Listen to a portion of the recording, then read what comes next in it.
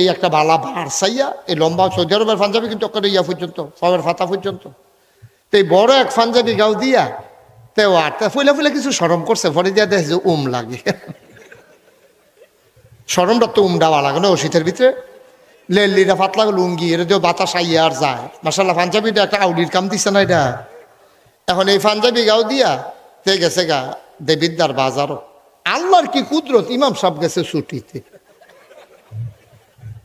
ইমাম সাহেব গেছে কো ছুটিতে, এবার বেলে বাইক কি কাম, এবারে গেছে ছুটি। মুয়াজ্জিন সাহেব আজান দিয়া সেটা ইমাম বিচার।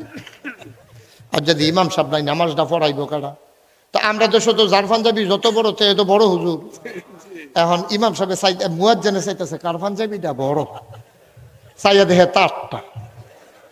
তারই গিয়া কয় ভাই সাহেব আসেন নামাজটা পড়াই দেন। হ্যাঁ তো শীতের ভিতরে মাদার নালা শৈল গাম দিয়া লাইছে তো আসরের টাইমেতে। তারই গিয়ে ইমাম সাহেব ধরছে মুয়াজ্জিনে ধরছে নামাজটা পড়ান। তখন আপনারা ভিতরে কেউ পড়ান। তো মুরব্বী দুইজনে কইছে রে বড় হুজুর যারা তারা ইমামতি যাইতো চায় দৌড়া দেওয়া লাগে। দুইজনে দৌড়া নিয়ে তার ইমামতি খাড়া করাই দিছে। তার শরীরটা কাঁপতে আছে থরথরাইয়া।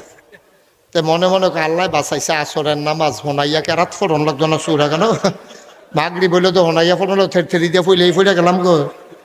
আন্তাজ করে রুকুর জায়গায় সাজদার জায়গায় মুটালাম তো তো সর্ব কয়টা দুইটা পারে সুরা ফাতেহা পারে আর কুলাউজি বইটা